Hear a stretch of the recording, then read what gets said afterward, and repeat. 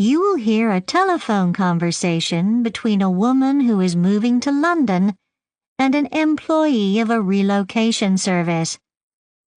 First, you have some time to look at questions 1 to 7.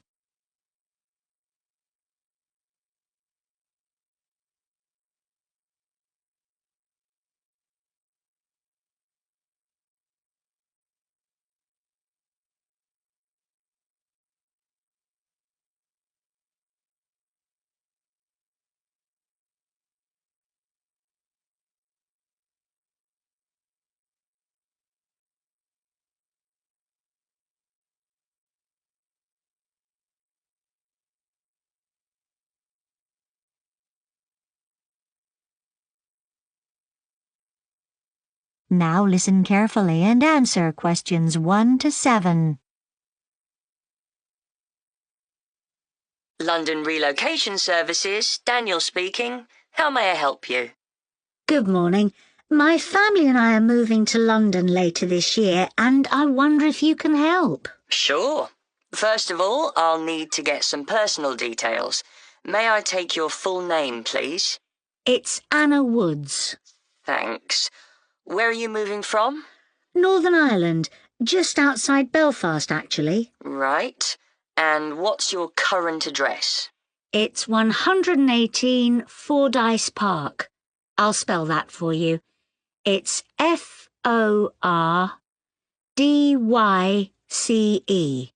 and that's in Ballysillan. And what's the postcode? It's BT14 9BJ. All right. And could I take a contact phone number? I'll give you my mobile number, as you can get me on that anytime. It's 07840 51963. Great. Got that. Now, we always like to get a bit more information about the families that we're moving. It helps with the search. Are you moving for work? Yes, my husband's just got a new job in London. And what about you? Do you work? Well, I've been working as a teaching assistant recently, but I'm actually a qualified nurse, and I'd like to get back into that if possible. Right. And do you have any children? Yes, a son. So we need to find a school for him. Is it a secondary school you'll be looking for? No, he's still in primary school. He's not quite at the secondary level yet. Fine. So, let's go on to talk about your requirements for the property. Do you have a preferred location? Is your husband's job in the centre? No, it's in East London, but we'd rather live somewhere quieter. Sure. There are some lovely areas in the south. OK, that sounds great. Now, my husband doesn't want to spend too long commuting to work every day. So I imagine that ideally he'd like to be not too far from a station then. Yes, he drives now, but I guess that's not going to be possible, and he's not keen on buses. What about you or your son? Do you have any preferences? Does your son do any sport, for example? He's quite active, so I'm sure he'd love a park nearby to run around in. He doesn't do swimming or anything like that. Great. Before you hear the rest of the conversation, you have some time to look at questions 8 to 10.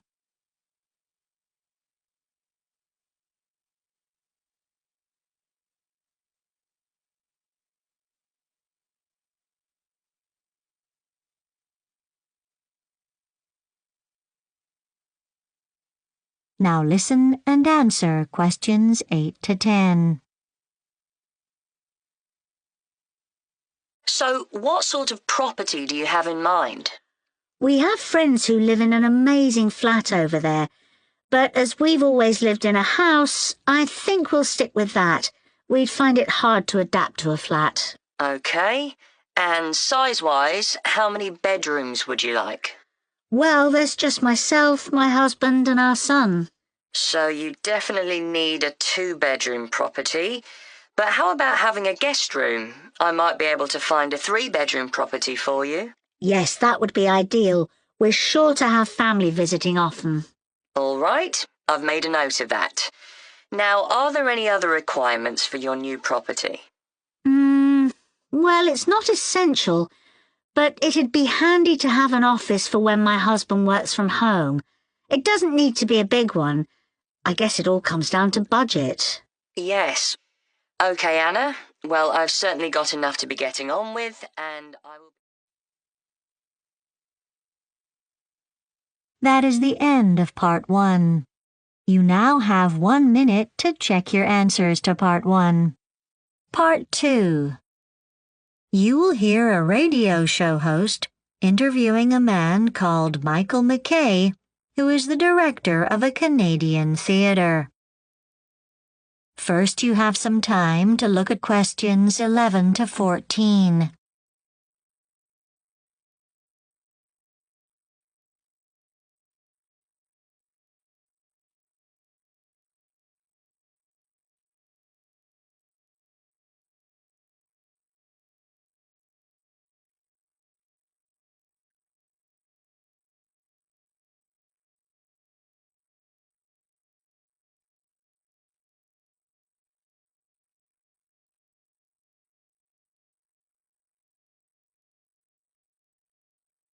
Now listen carefully and answer questions 11 to 14. Michael McKay, the executive director of the Canadiana Festival Theatre, is here with us to talk about the season starting in June. Welcome. Thank you. We have an amazing season this year with some great deals for our clients. You know, we have a lot of regular theater goers who will be happy to know that we have some great specials for the upcoming season. For example, if you order 2 tickets to any play performed at the theater, you can get 50% off the price of the next play we put on. This replaces the special offer we had last season, which was for 50% off all performances on Mondays. It is good to get youth interested in theater, so many schools arrange class trips to our theater. This year we will send a special study guide to each class so the students can familiarize themselves with the play beforehand. Having some background information always makes the experience of watching the actors perform the play more enjoyable. Each guide has suggestions for classroom discussion after seeing the show, which teachers find useful for a follow-up activity. Also, we mustn't forget the Bring a Friend special for our senior citizens. On Tuesday and Wednesday afternoons, everyone over 60 can buy 1 ticket and get 1 free. The offer includes all the musicals plus the plays, so there is lots of choice. We also include $5 off any gift shop purchase for those clients who spend more than $30 there. So, what would you say is the best play you have this year? Ha! All the plays are great, but the must-see play is called Something to Say. It stars the amazing actor Christopher Plunkett. This likely will be the last year we see him perform, as he has been on stage for over 60 years. Actually, for the first time, he helped write this play, and it really is a commentary on his amazing career as an actor. You may have seen him in supporting roles in movies, but acting on stage is his first love. He has been in so many fantastic dramas. I can't think of him ever not being on stage. Before you hear the rest of the interview, you have some time to look at questions 15 to 20.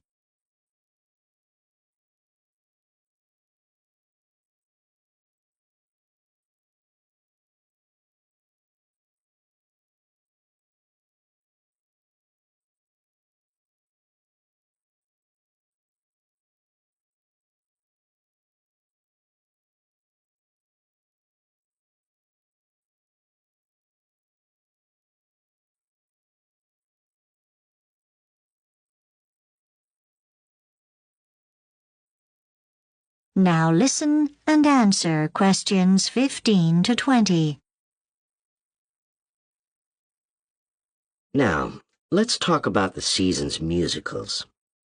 The first one is called The Climb. Of course, the best part is that we have that really amazing singer, Justin McDonald, playing the part of the hero. It is an inspiring story of a man called Stephen, who starts working for a newspaper in a very junior job in the mailroom. After many years and many promotions, he finally gets to the top position. He becomes editor-in-chief of the newspaper.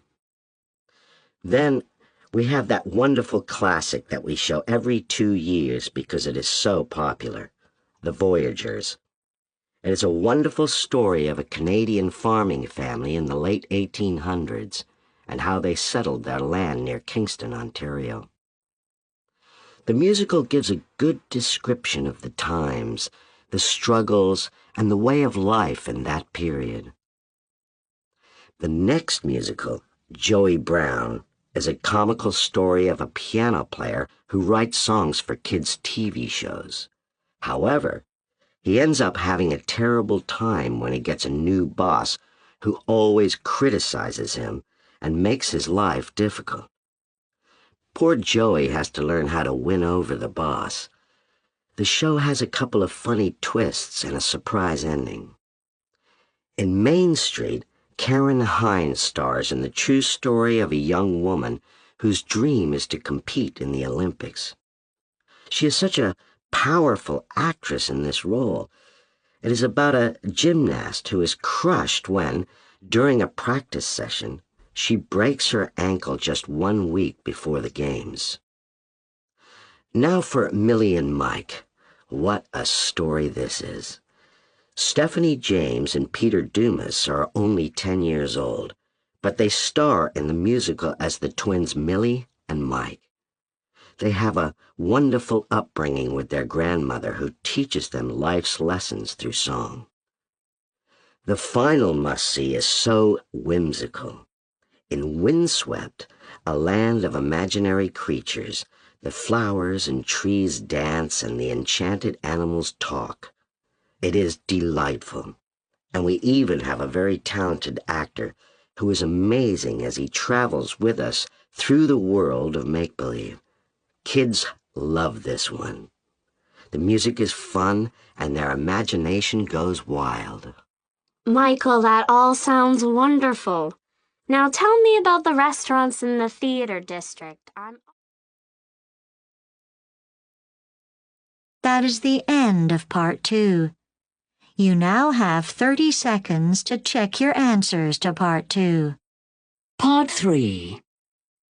You will hear an engineering student called Kathy discussing a piece of work with her tutor. First, you have some time to look at questions 21 to 26.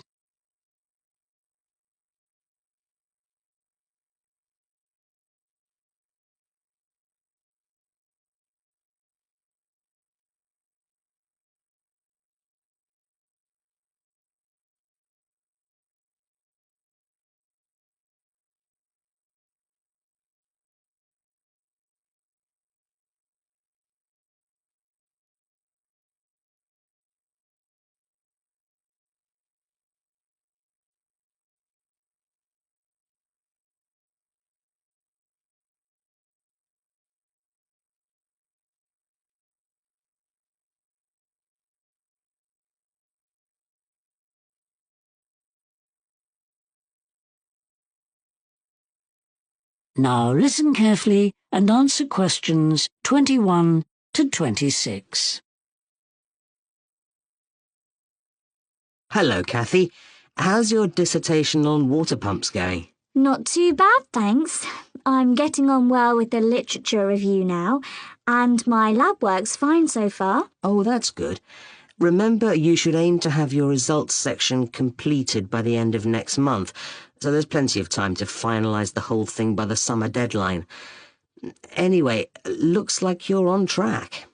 I've been through your first chapter now, and I was quite impressed. Oh, that's a relief. Well, sometimes your sentences are a little long and over-complex, but the overall structure of the piece is very clear. I'd recommend you get a critical friend to go through it with you. Then, once you've built in citations of other work in the field, I think it'll be pretty good. Oh, thanks.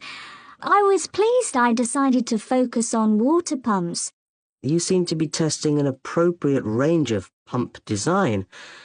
Lots of students make the mistake of either restricting their range too much or, conversely, not narrowing it down enough. You've managed to avoid those twin traps. However, I think you'd get more convincing results if you took some additional measurements. I've noted exactly what I mean on your work. Yes, I thought that might be necessary, and I know I need to get down to some more library work too. Well, I don't think that's essential at the moment. Oh, right. So what do you suggest I do next? Repeat my last experiment using different variables? Well, you could have a word with James Higgins tomorrow. He's coming here to give a lecture on hydraulics to the faculty, and it would be a great chance to have a chat with him, especially as your experimental work has drawn so heavily from his last article in the British Engineering Journal. Oh, fantastic. And you never know how successful a chat with him might turn out to be. I got my first research post when I was a final year student and asked a visiting professor to explain what he meant in some article he'd written. So I urge all my students to take any such opportunity that arises. But times have changed. People like that are too busy to talk to mere students these days. I don't know about that. Anyway, is there anything else I can help with? Any practical information about layout, perhaps? Well, I suppose I'm a bit unsure about how the bibliography should be presented. Mind you, I can just check what's normally done in journal articles, so that's not something to bother you with. I'd welcome some guidance, though, about what I should or shouldn't include in the appendices. I know some things, some of my data tables or details of specs perhaps, are not really needed in the main body of the text, and I'm likely to be pushed for words there. Okay, I can certainly help you with that. But it will take a while, so can we deal with that next week? I've got that solar panel seminar to go into in a few minutes. There's plenty of work you can be carrying on with in the meantime. Sure, that's no problem. I think I'll go and investigate the latest version of the CAD software to see if it might help with my pump design experiments at all. Before you hear the rest of the discussion, you have some time to look at questions 27 to 30.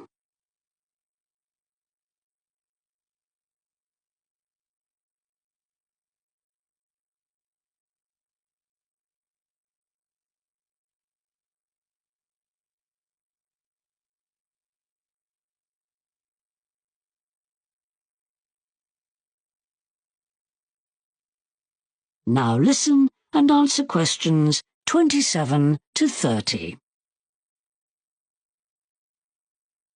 Before you go, though, I'd like quickly to run through what you should be doing over the next few months, not just for your dissertation, but also to help your chances of getting the research post you'd like. Is that okay with you? Yes, that would be really helpful. Well, you certainly need to become a member of the Mechanical Engineers Society. And then you'll be able to go along to their meetings. There you must make a point of making yourself known to various people like Professor Jones. He's the current president and is very approachable. Okay, so I could do some networking there. Exactly. Also, I think you should try to set up some visits to industry. Go to a lot of different workplaces just to see how things are done. It's actually a very good way of making sure you're familiar with the cutting edge of what's going on. Textbooks, even academic articles, sometimes lag behind industry. That sounds really interesting. Also, I'd love the chance to do a bit of work abroad for a while. Well, that's actually the next thing I was going to recommend. I'm sure we could set up a month for you in either the States or Canada, and that would be a great way to find out how things are done elsewhere. That'd be good, thank you. And the last thing I was going to suggest was that you could go to the European Water Engineering Conference being held in Spain in May. I could even present my dissertation there. Yes. Oh, thank you so much. That's all really helpful. Good. So now if we... That is the end of part 3. You now have 30 seconds to check your answers to part 3. Part 4. You will hear part of a lecture given to students in a food science department about safety standards. First, you have some time to look at questions 31 to 40.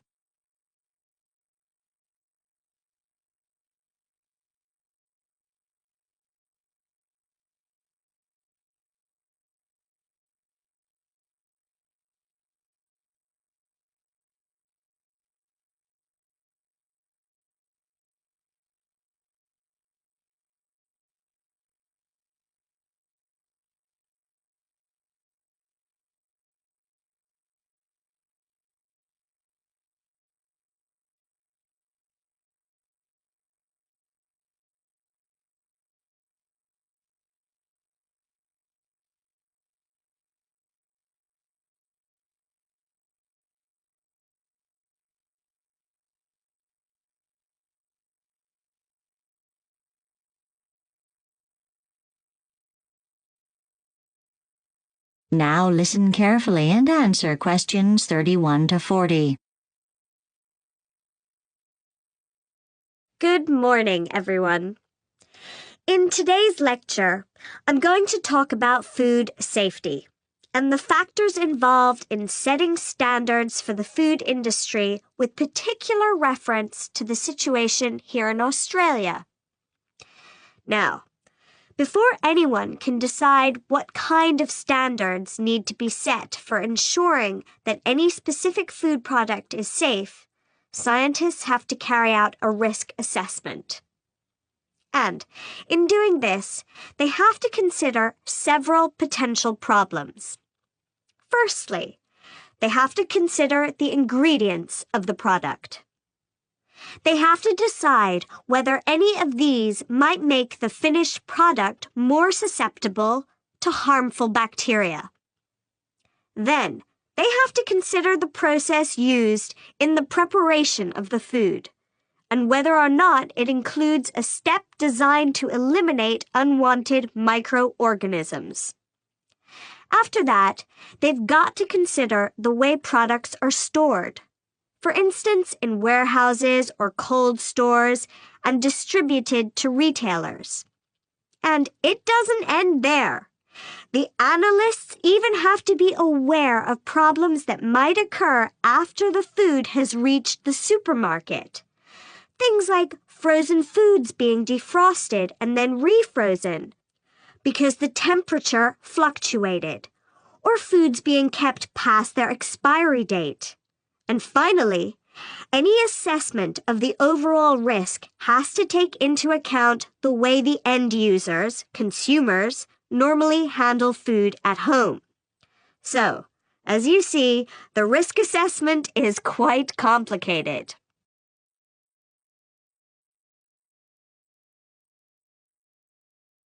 Now, there are several factors affecting what kind of food we eat, only one of which is legislation.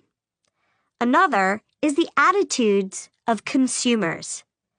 A good example of this is the dislike that many Australians have for additives in their food, even when these additives are considered safe, and without them products have a shorter shelf life or a substandard appearance. This has led to the phenomenal expansion of the market for organic food in Australia. Another important influence on what we eat is the food industry itself. In some large supermarkets, low prices are the main strategy for attracting customers, while for more upscale marketers, image is more important. But we should bear in mind, for all of them, the key consideration is profitability.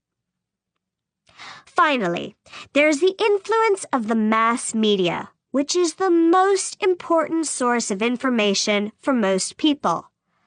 Unfortunately, this has a rather negative effect, because in general, they are not very objective.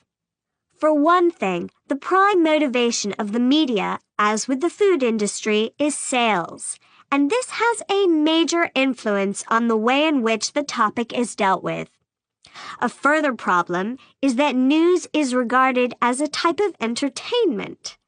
Often, the issues that get a top billing are those that are sensational or controversial, so it's not at all surprising if the public ends up with a rather distorted understanding of food and food safety.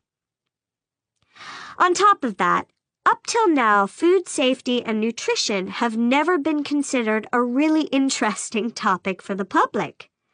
Very few TV or radio shows address the issues, and even those shows that are devoted to cooking or eating generally ignore them. At this point, I'll just offer a personal opinion on this subject of food safety. I firmly believe in food safety education, starting at primary schools.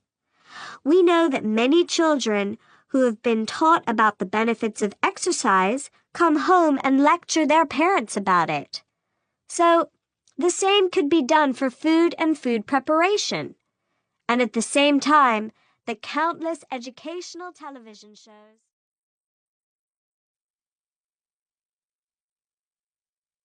That is the end of Part 4.